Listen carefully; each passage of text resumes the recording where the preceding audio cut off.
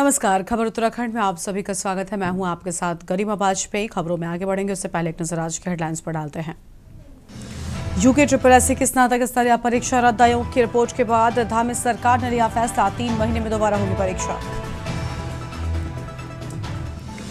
दिवाली से पहले कर्मचारियों को मिल सकता है तोहफा। उत्तराखंड सरकार की बोनस व डीए देने की तैयारी।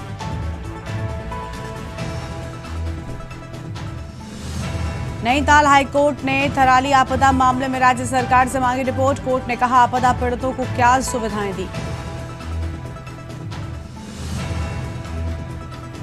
दुर्गम क्षेत्रों में तैनात वन कर्मियों को मिलेगा आवासीय भत्ता। सीएम धामी ने कहा वन कर्मी दिन रात कठिन परिस्थितियों में काम करते हैं।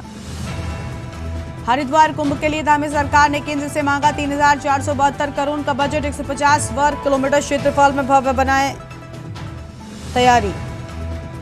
देहरादून घंटाघर की घड़ियों की टिक टिक थमी, व्यापारियों ने जताई नाराजगी। आप देख रहे हैं के न्यूज, खबरों का सारथी।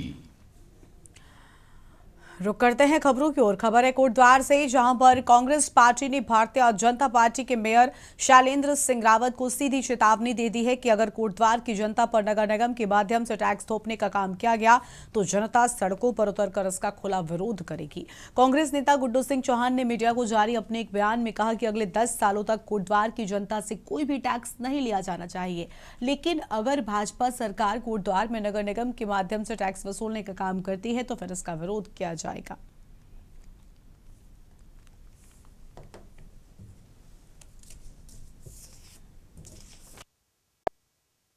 अगर नगर निगम टैक्स लगाने जा रहा है तो जनता को उसका विरोध करना चाहिए। कांग्रेस का विरोध करेगी, अगर टैक्स लगेगा तो कांग्रेस का विरोध करेगी।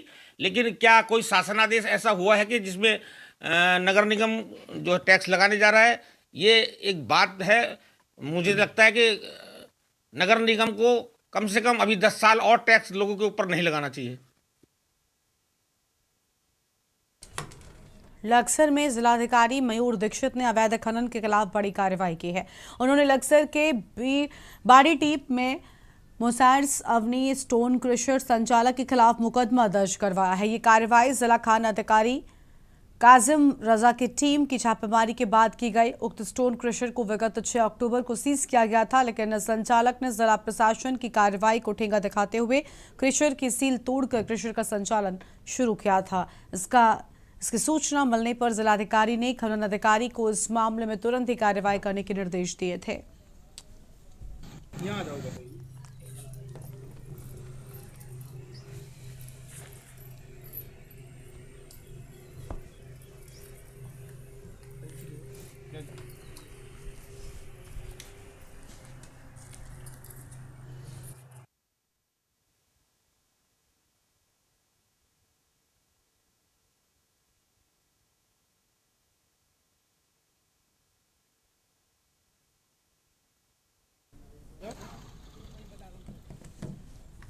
खबर है गदरपुर से, जहां पर मैतोश मोड़ से मनुनगर गांव तक बनने वाली 4 किलोमीटर सड़क का शुभारंभ विधायक शिव अरोड़ा ने किया। इस मौके पर बोलते हुए रुद्रपुर विधायक शिव अरोड़ा ने कहा, गदरपुर तहसील का कुछ क्षेत्र रुद्रपुर विधानसभा में पड़ता है। इस क्रम में सांसद महोदय के सहयोग से 4 किलोमीटर की सड़क जो कि केंद्र की योजना के तहत बनेगी, इसमें 11 करोड़ की लागत आएगी और इसका निर्माण जल्द पूरा कर लिया जाएगा। इस ग्राम के ग्राम प्रधान वही आए, क्योंकि मंच भी उतना मजबूत नहीं है, आप लोगों के सामने है, आप लोग देख ही रहे हैं। हमारा गदरपुर दिनेशपुर मटकोटा रोड, क्योंकि वहां भी रुद्रपुर विधानसभा का क्षेत्र पड़ता है। जाकिर जी कुर्सियां ऊपर दोनों साइडों में लगाओ।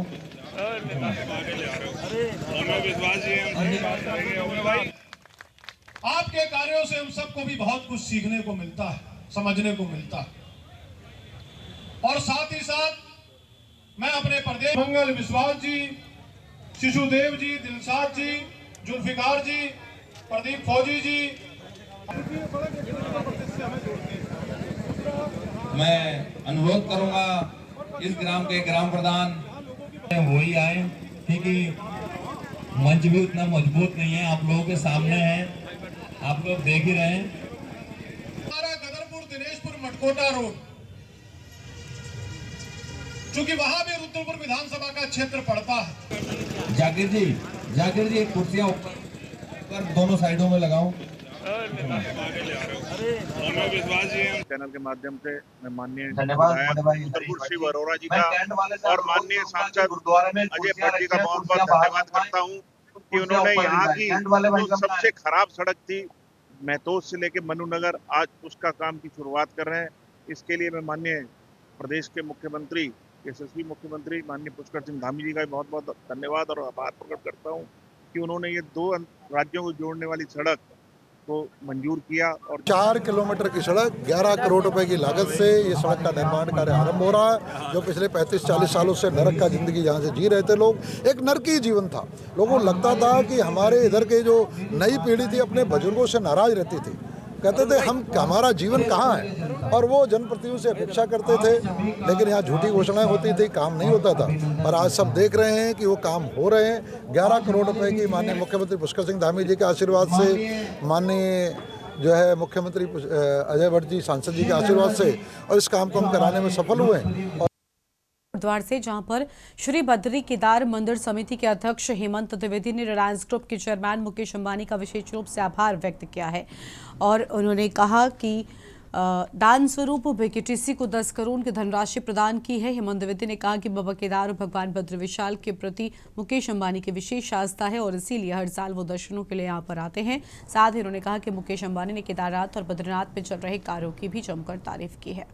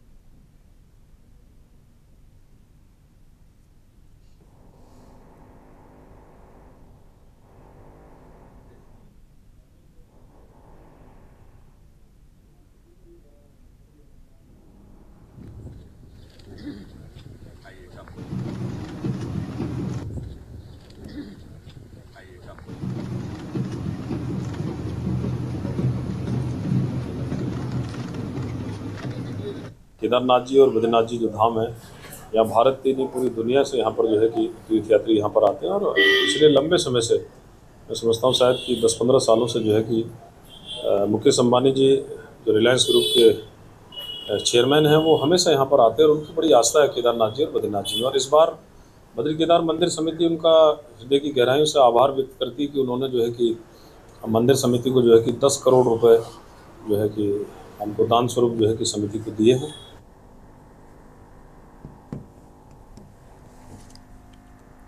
खबर खटीमा से है, जहां दीपावली त्योहार को देखते हुए आम जनमानस को सुरक्षित एवं गुणवत्ता युक्त खाद्य एवं पेय पदार्थ उपलब्ध कराए जाने के उद्देश्य से खाद्य सुरक्षा आयुक्त एवं जिलाधिकारी के निर्देश पर खटीमा में विशेष अभियान चलाया गया। इस अभियान का नेतृत्व डॉक्टर प्रकाश फुलेरा, सहायक आयुक्त खाद्य सुरक्षा एवं औषधीय प्रशासन उधम सिंह नगर ने किया। टीम के द्वारा खटीमा क्षेत्र में विभिन्न मिठाई और तेल विक्रेताओं के प्रतिष्ठानों का निरीक्षण किया गया।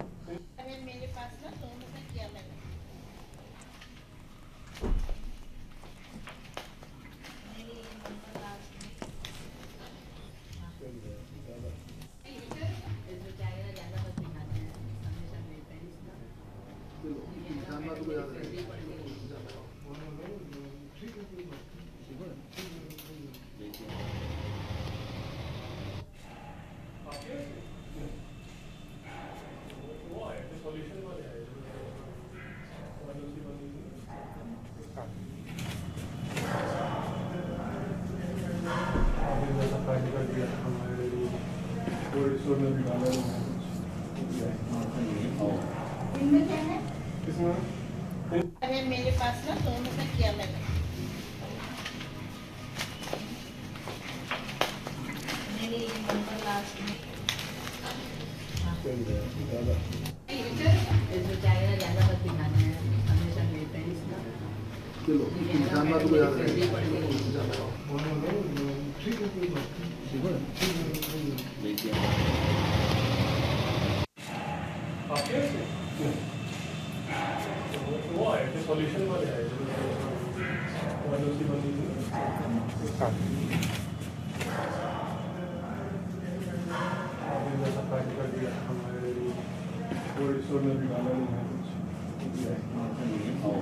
इनमें क्या है? अरे मेरे पास ना दोनों में किया मैंने। मेरी नंबर लास्ट में। इसमें क्या है ना, ज़्यादा मत दिखाना है, हमेशा लेते हैं इसका। चलो इंसान बात को याद रखिए। ठीक है, कोई बात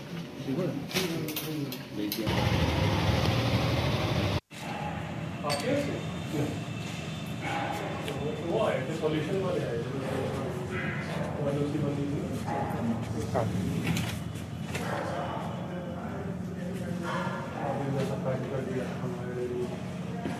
में भी डाला नहीं है कुछ। इनमें क्या है? इसमें अरे मेरे पास ना दोनों में किया मैंने।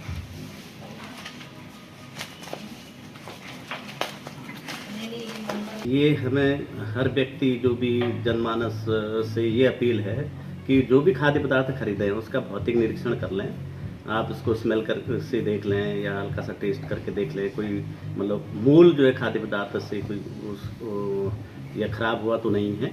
और उसके अलावा जो है जो पैक्ड फूड आइटम खरीद रहे हैं तो उसमें एक्सपायरी डेट और उसकी जो मैन्युफैक्चरिंग डेट और जो निर्माणकर्ता क्या है उसका पूरा पता उसमें जो है, और FSSAI का उसमें लाइसेंस है नहीं है, उसका नंबर पड़ा है नहीं है, वो अवश्य जांच लें। समय समय पर चेकिंग होती रहेगी? हाँ, समय समय पर रेगुलर इसमें चेकिंग हम करते हैं। खबर है देहरादून से, जहां पर गढ़ी कैंट स्थित जसवंत सिंह ग्राउंड में आयोजित देवभूमि मेगा पूर्व सैनिक रैली में राज्यपाल लेफ्टिनेंट जनरल गुरमीत सिंह, मुख्य रक्षा अध्यक्ष जनरल अनिल चौहान और सैनिक कल्याण मंत्री गणेश जोशी ने सहभागिता की। कार्यक्रम में प्रदेश भर से हजारों पूर्व सैनिकों और वीर नारियों ने उत्साहपूर्वक भाग लिया। कार्यक्रम के दौरान मंत्री गणेश जोशी ने CDS जनरल अनिल चौहान को हाउस ऑफ हिमालयस के उत्पादों की किट भेंट की। उन्होंने अपने संबोधन में कहा कि वो स्वयं गढ़वाल राइफल के पूर्व सैनिक रह चुके हैं और सैनिकों के बीच स्वयं को हमेशा ही एक जवान के रूप में महसूस करते हैं।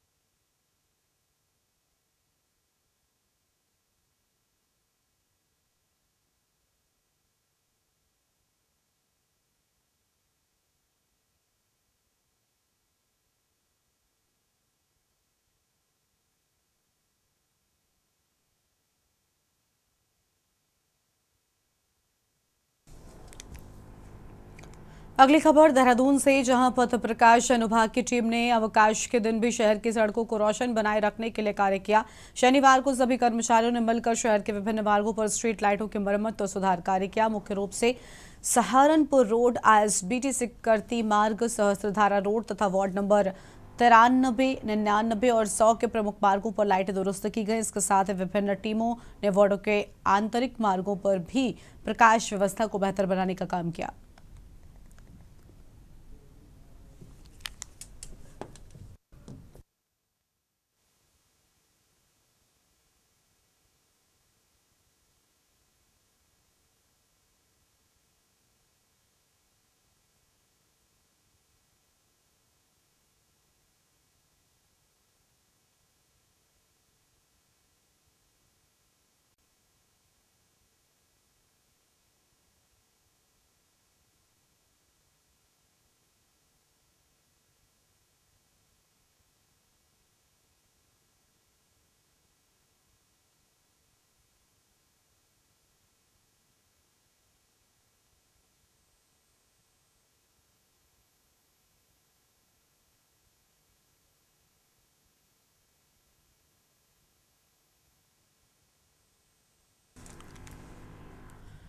देहरादून के गढ़ी कैंट स्थित जसवंत सिंह ग्राउंड में उत्तराखंड सब एरिया के तत्वाधान में देवभूमि मेगा पूर्व सैनिक रैली का आयोजन हुआ। कार्यक्रम में राज्यपाल लेफ्टिनेंट जनरल गुरमीत सिंह, अनिल चौहान, सैनिक कल्याण मंत्री गणेश जोशी सहित हजारों पूर्व सैनिक व वीर नारियां भी शामिल हुई हैं।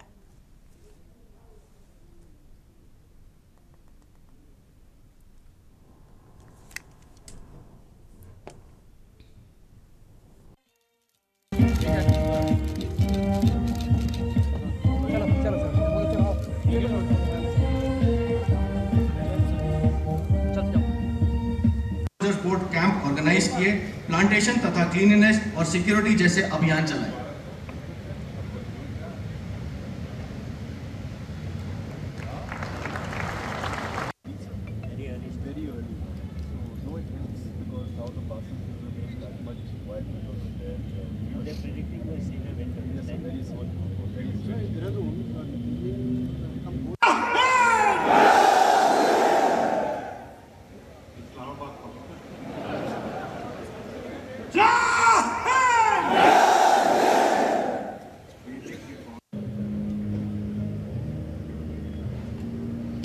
भी सैनिक रहता है, क्योंकि उसकी जो डेडिकेशन है, कमिटमेंट है, जो राष्ट्र प्रेम है, राष्ट्रभक्ति है, कहीं नहीं जाती। और मुझे बहुत खुशी है कि उत्तराखंड एक ऐसा प्रदेश है जिसमें आज के दिन में अगर आप देखें तो 18% इंडियन आर्म्ड फोर्सेस का हिस्सा है। यहाँ पर जो एक्स सर्विसमैन हैं 5 लाख से भी ज़्यादा हैं, और जो बाकी पैरामिलिट्री फोर्सेस और सिक्योरिटी फोर्सेस में अगर आप पूरा तादाद मिलाएं तो आराम से 15-20 लाख हो जाते हैं। और सबसे बड़ी बात है कि उत्तराखंड के हर एक परिवार में कोई ना कोई सैनिक है। तो ये हमारी जिम्मेवारी बन जाती है कि हम पूरे राष्ट्र के लिए, पूरे राष्ट्र के विकास के लिए क्या करें। देश में सत्ताधारी बीजेपी के लिए कहा जाता है कि इनका चुनावी मैनेजमेंट बहुत अच्छा है। समय समय पर कई राजनीतिक विश्लेषक बीजेपी के चुनावी मैनेजमेंट और रणनीति की तारीफ करते रहते हैं। कहा जाता है कि एक चुनाव खत्म नहीं होता और बीजेपी संगठन उसी ऊर्जा से दूसरे चुनाव की तैयारी करने लग जाती है। ऐसा ही कुछ देखने को मिल रहा है। उत्तराखंड में पंचायत चुनाव खत्म हुए नहीं कि बीजेपी 27 की तैयारियों में लग गई। 2027 विधानसभा चुनाव की जंग के लिए बीजेपी ने अपना प्लान तैयार करना शुरू कर दिया है। उत्तराखंड के मुख्यमंत्री पुष्कर सिंह धामी शुक्रवार को दिल्ली में कई सरकारी कार्यक्रमों में हिस्सा लेने के बाद देहरादून लौट आए हैं। सीएम धामी ने कहा कि इस यात्रा के दौरान उन्होंने केंद्र सरकार के कई मंत्रियों से राज्य के विकास से जुड़े मुद्दों पर विस्तृत चर्चा की। मुख्यमंत्री ने बताया कि रेलवे, गृह और वन मंत्रालय सहित कई मंत्रालयों में बैठक हुई है, जिनमें पहले से चल रहे प्रस्तावों के साथ नए विकास कार्यों पर भी बात हुई। धामी ने कहा कि सभी केंद्रीय मंत्रियों ने बेहद सकारात्मक रवैया दिखाया और राज्य के विकास कार्यों में पूरा सहयोग देने का आश्वासन दिया। उन्होंने बताया कि प्रधानमंत्री नरेंद्र मोदी के मार्गदर्शन और केंद्र सरकार के सहयोग से उत्तराखंड में विकास की गति लगातार बढ़ रही है और इस बार भी केंद्र ने हर संभव मदद का भरोसा दिलाया। मुख्यमंत्री का यह दौरा राज्य की बुनियादी ढांचा, रेलवे कनेक्टिविटी और पर्यावरण से जुड़ी परियोजनाओं के लिए महत्वपूर्ण माना जा रहा है। वहीं उत्तराखंड के मुख्यमंत्री पुष्कर सिंह धामी ने आम जनता की समस्याओं के समाधान को ध्यान में रखते हुए एक और कदम उठा रहे हैं। सीएम धामी ने कहा कि सभी जिलों में उन स्थानों को चिन्हित किया जा रहा है जहां पर अभी तक रात्रि प्रवास नहीं हुआ है। उन जगहों पर जनता के बीच पहुंचकर उनकी समस्याओं के समाधान के साथ जनता से सरकार के कार्यों के फीडबैक भी लेंगे। माना जा रहा है कि ये सारी कवायद 2027 के विधानसभा चुनाव को देखते हुए की जा रही है।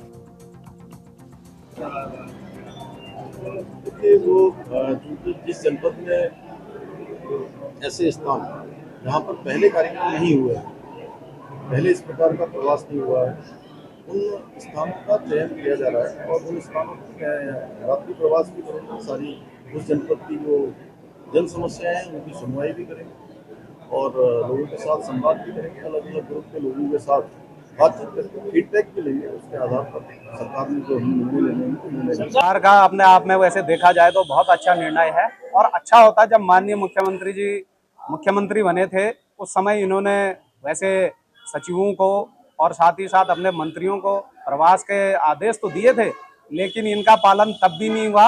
और अब जब ये चुनावी मोड में 27 में चुनावी मोड में जाने का प्रयास कर रहे हैं और जनता में इनकी थू-थू मची हुई है, खासकर भाजपा की, तो ये फिर उस छवि को सुधारने के लिए एक शगुफा फिर से जनता के मध्य छोड़ रहे हैं कि सचिव से लेकर मंत्री संतरी से लेकर नौकरशाह गांव में प्रवास करें। बहुत अच्छी बात है, प्रवास करिए, लेकिन वास्तविक जो मुद्दे हैं उनको गांवों से लेकर उनको हल करने का भी जिम्मेदारी माननीय मुख्यमंत्री की बनती है। वहीं बीजेपी की इस तैयारी के बीच कांग्रेसी अपनी अंदरूनी रार को खत्म कर 2027 के विधानसभा चुनाव की तैयारी कर रही है, जिसको लेकर दिल्ली से लेकर देहरादून तक कांग्रेस के बड़े नेताओं में मनमुटाव को खत्म करने की बात कही जा रही है, जिसमें कांग्रेस ने देहरादून का पंचायत चुनाव जीतकर 2027 के फाइनल से पहले झटका दे दिया। हालांकि इन सब के बाद भी कांग्रेस द्वारा बीजेपी को UKSSC का परीक्षा घोटाले को लेकर अन्य फर्जीवाड़े पर घेरा जा रहा है। अंकिता हत्याकांड, कानून व्यवस्था पर उठे सवालों को लेकर कांग्रेस बीजेपी पर लगातार हमला कर रही है। कांग्रेस का कहना है कि बीजेपी जनता के सामने किस मुंह से जाने की बात कर रही है। लचर कानून व्यवस्था से लेकर राज्य घोटाला प्रदेश बन गया है, तो क्या मान लें कि बीजेपी ये सब लोगों को बताएगी? मुख्यमंत्री धामी ने अब अपने कैबिनेट के मंत्रियों से और अपने दल के विधायकों से ये निवेदन किया है कि वो गांव-गांव जाएं और प्रवास करें और जनता के दुख दर्द को साझा करें, उनको बांटें। लेकिन मैं माननीय मुख्यमंत्री जी से कहना चाहती हूँ, 4 साल तक आपके सारे मंत्री नदारद रहे। अभी 4 दिन पहले ही आपने सचिवालय से निवेदन किया अपने मंत्रियों से कि सचिवालय में बैठा करिए, जनता की दुश्वारियां परेशानियां सुना करिए।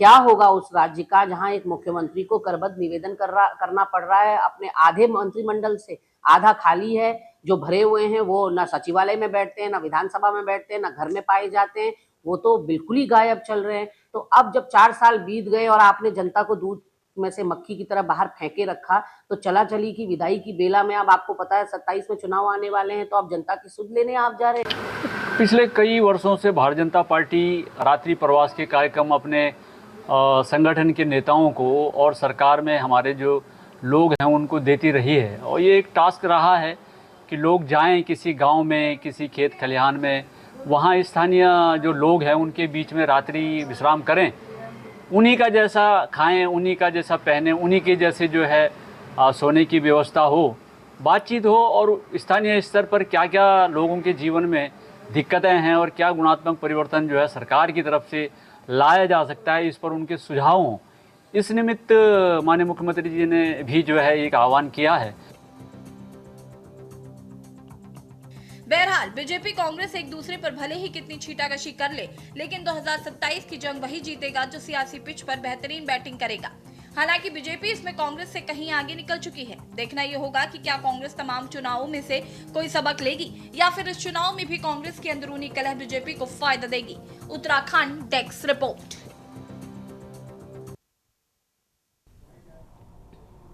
इस बुलेटिन में इतना ही। देखते रहिए न्यूज़ इंडिया। नमस्कार।